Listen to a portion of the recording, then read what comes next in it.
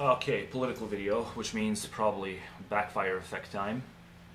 All these studies that show when people are confronted with polar opposite or even mildly opposite political viewpoints, they just double down on the initial view they had. It's really strange that it only happens when it comes to political arguments. Or at least it happens with politics far more than it does with any other field. I'm trying to figure out why exactly. It's probably because politics is fairly pop culture. And when you go pop culture, you get the political hooligan effect. I'll link to that in the description. They're doing just tremendous amount of damage and no one's calling them out on it. Well, barely anyone. So there's that problem. But we can sort of work around that, I hope, by talking timeless political topics. Because, as my viewers should probably know, political questions are not first-order questions. Okay? A political dispute is always a dispute about implementation strategies. At least if you know your first-order questions, that'll be clear. Most people don't seem to know the differences between the first-order value question and the implementation question.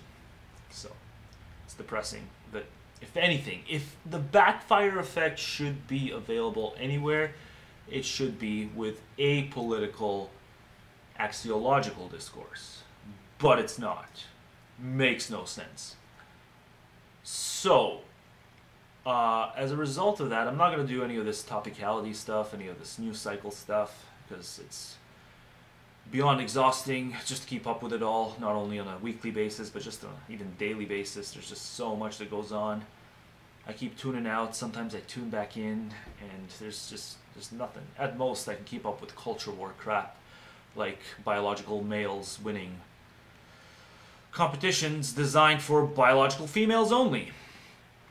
And it being okay because we're doing it under the banner of transgenderism and acceptance. That's like a current political, cultural war type thing, which makes absolutely no sense, but people keep gobbling it up.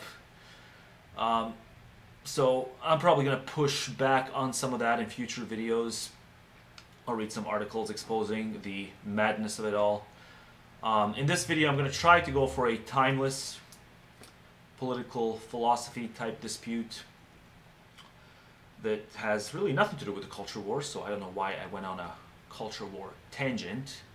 I guess my brain's just feeling a bit all over the place today, a bit creative. You're just going to have to put up with that, or feel free to click off, because, yeah, I'm just fucking scatterbrained, and I'm not even going to apologize for it, because fuck you, why should I? The reason I upload so infrequently is because I shame myself for my scatterbrained nature, when I really shouldn't. It's fun to be scatterbrained. Most videos are woefully on target. And it's boring.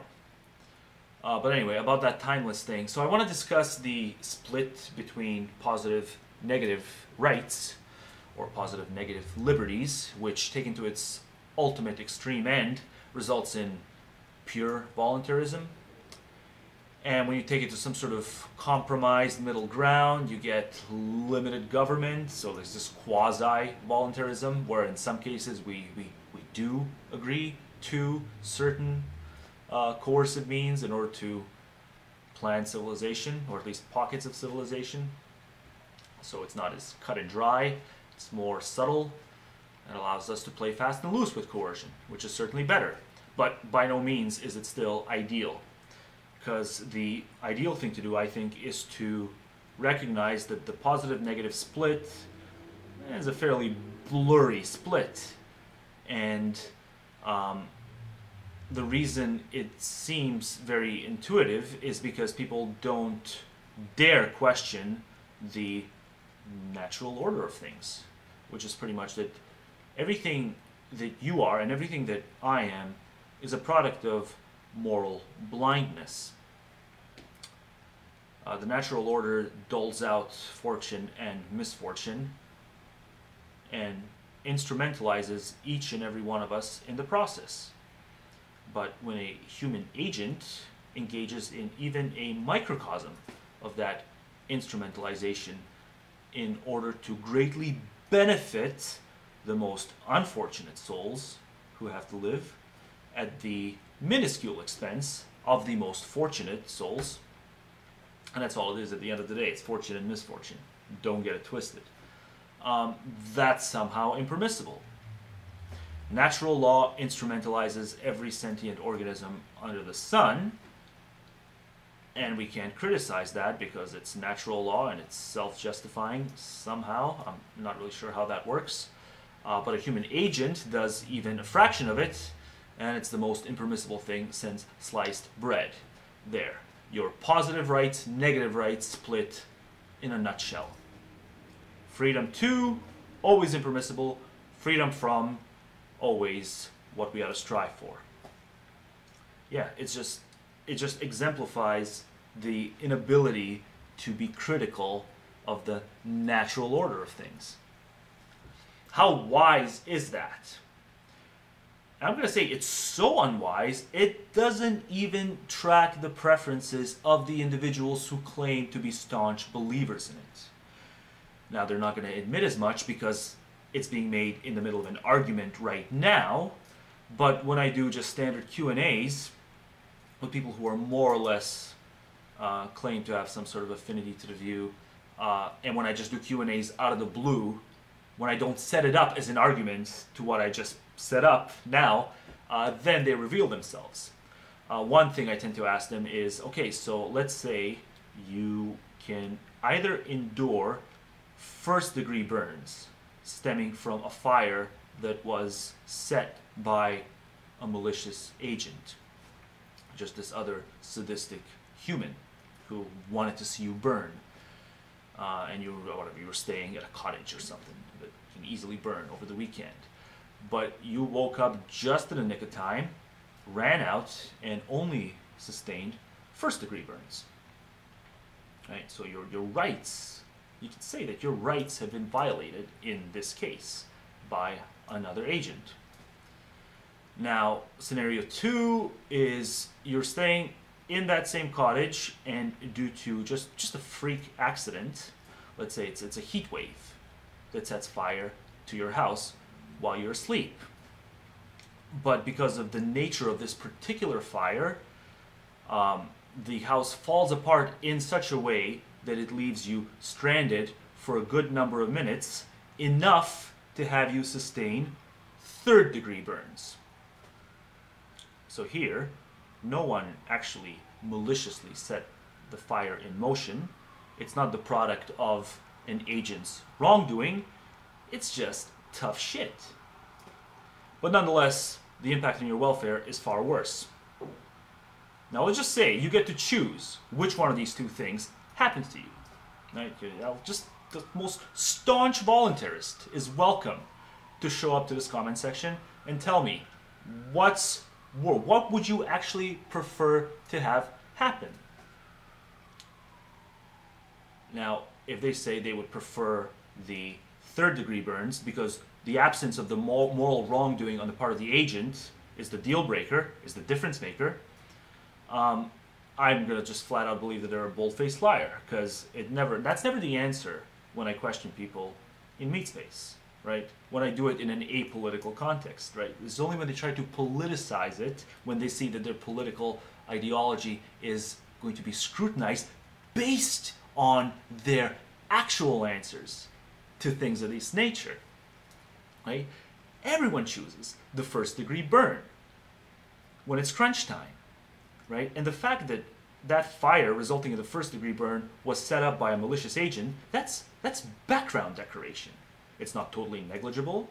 There's a certain feature to the case that says the presence of that malicious agent matters, but it totally matters in a different fashion because of what you end up choosing at the end of the day. And to say that that preference can't be politicized is to say that the political system that would actually maximize most people's preferences is not the political system that we should strive for. We should instead pretend that there are golden rules that are non-negotiable.